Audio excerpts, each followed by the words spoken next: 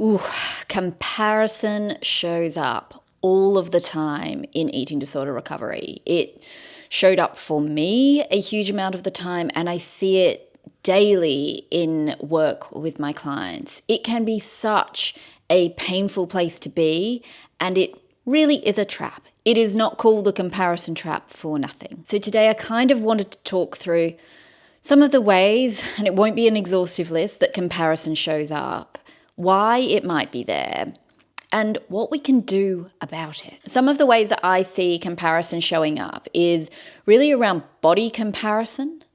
I think a huge one is around comparison to what others are eating, when others are eating, how quickly, how much others are moving or resting, comparisons to normal people, and comparisons to even online content. So what I eat in a day type content online. There's probably a whole bunch of other ways that comparison is showing up. It might be showing up very differently for you, but I think that there is a high likelihood, if you have a restrictive eating disorder, that there is a lot of comparison showing up. I think the key ways that I see this very often, almost time and time and time again. I don't think there's anyone I have yet met with a restrictive eating disorder who doesn't compare what they are eating to other people around them, as well as that pace of eating. And I think we can tie all of this comparison back to both a scarcity mode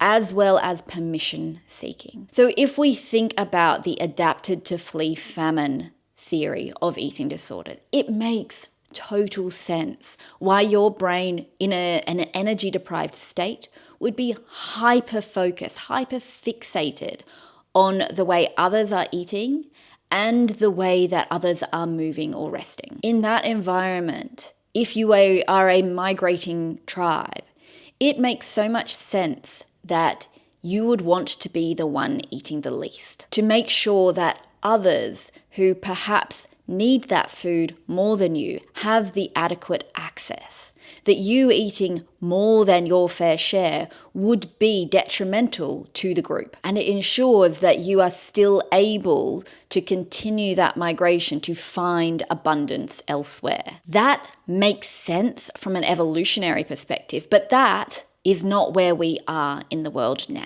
So we can have compassion that it makes total sense from your body's perspective, that it is hyper fixated on comparison to other people. But that is all pointing us towards the fact that you are in a scarcity mode, that you are in an energy deprived body, that ultimately underlying all of this, you are hungry and seeking permission. And as we know from a lot of the work that I do, that a lot of others do, abundance is the antidote to scarcity. So the place that I have to start with this is to consider how abundant your intake is. If you are still hyper-fixated on comparison, it is very likely that you are seeking permission and that you are hungry and that you really need to take a very honest look at where you could be increasing abundance in your intake. It is about showing your body, it is about showing your brain that you are in a place of food abundance, that it is safe to eat plentiful food. I have a whole video on practical tips and ways that we can action abundance, so I'll link that below. But if you're in any doubt, there's a lot of practical ways that we can go about implementing that abundance approach. I have found, and I see it in clients that I work with, that with an increase in your intake, in the abundance of your intake, there is quite a dramatic decrease in the amount of comparison that goes on. All of a sudden, that becomes so much less interesting to your brain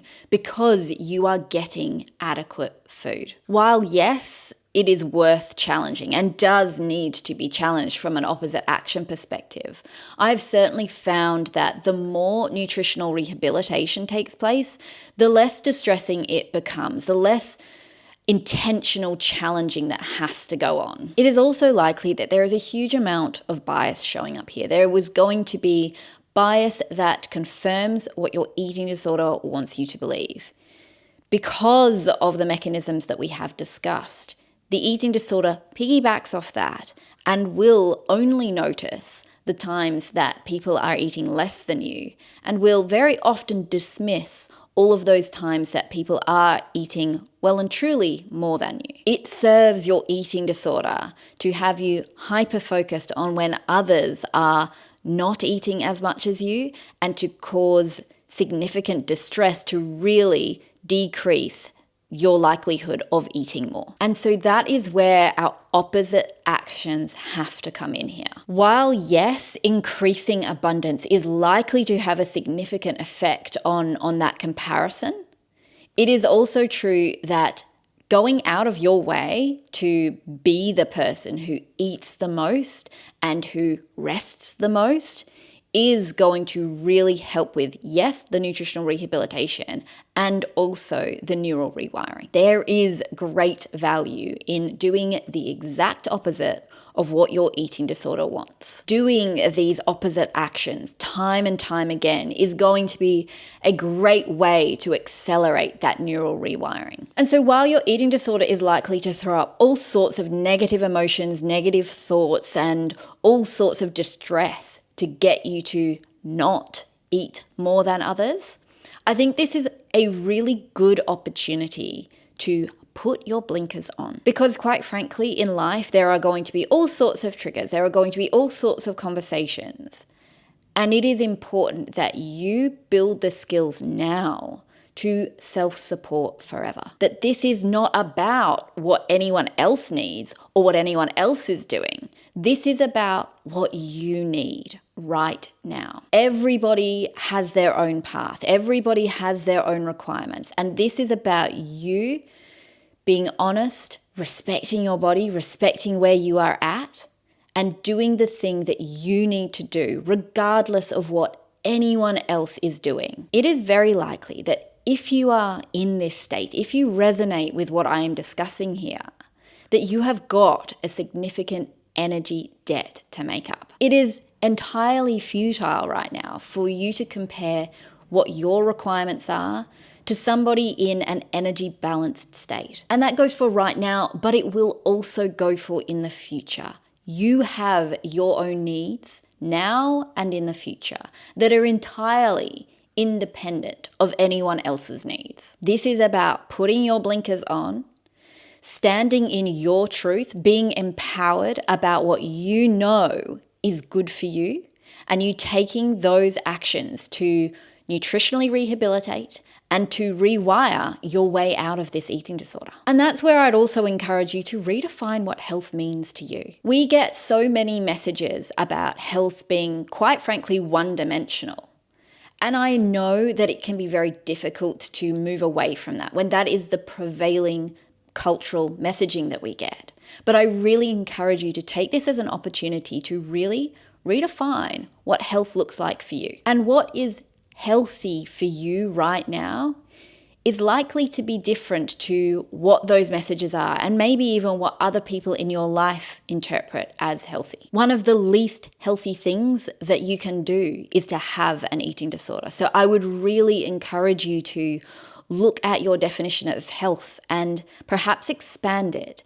And I would hope that your definition of health does not include having an eating disorder. So you need to think about what you can do and what actions you need to take to really reach a place of true health according to your definition. This can also be really helpful with body comparison as well. I think it can be really easy to look at somebody and think they must be so healthy, they look so healthy, this is what society teaches me health looks like.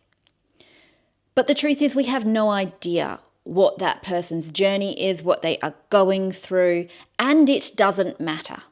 This is not about how anyone else looks. This is about you knowing what is good for you in your redefined world of health. The only thing that you can be sure of in this situation is that being in an unsuppressed body for you is going to be the most helpful thing that you can do. Grounding yourself in this truth when any of those comparisons come up can be a really helpful way to build those tools and build that skill of self-supporting, because that is going to stay with you. That is going to be something that you can carry forward for the rest of your life. And this ties into my last piece of advice, which is around really curating your social media environment. If you find yourself constantly either seeking out or being inundated with what I eat in a day, I think it is really important to recognize that that is a sign of hunger. That is a sign of mental hunger. And that is a sign of permission seeking. Now, I could go on a rant about what I think about what I eat in a day, and maybe I will one day. But for the context of this video, I think I really just want to encourage you to remember that this is online content, that this is not the real world. And most importantly, that this isn't about what you need. What anyone else is eating in a day does not affect what you need to be eating right now. And chances are, if you are looking at what I eat in a day for people who are not in eating disorder recovery, your needs are going to be drastically different. And we need to be encouraging you to self-support, to be tapping into what your core self needs, to be responding to any hunger both proactively and reactively. These types of videos and this type of content is almost always rooted in diet culture. And a lot of diet culture's values and beliefs really align and reinforce the eating disorders. It can give you a very skewed perception of what a normal person eats in a day. If you find yourself regularly comparing to any sort of what I eat in a day content, I would really encourage you to get very honest and get very critical about whether or not this is actually helping you, or whether this is actually holding you back and causing more anxiety around how much you are eating or how much you want to be eating. If you find yourself getting thoughts around,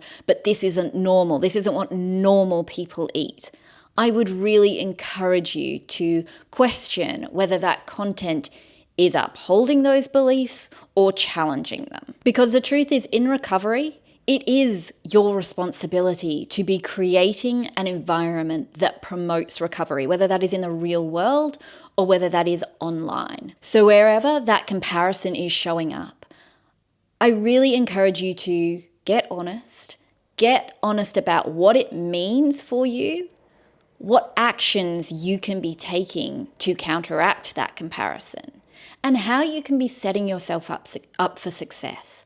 What is it that you could do or change in your environment to reduce the amount of comparison while you're going through that quite distressing refeeding, rewiring stage that is recovery? So I hope that has been helpful. And as I say, if you're in this place, please know that it does get better, but it mainly gets better through consistent and very adequate renourishment, and also the opposite actions to rewire those beliefs around comparison. Well, that's it for this week. So take care, and I will speak to you soon.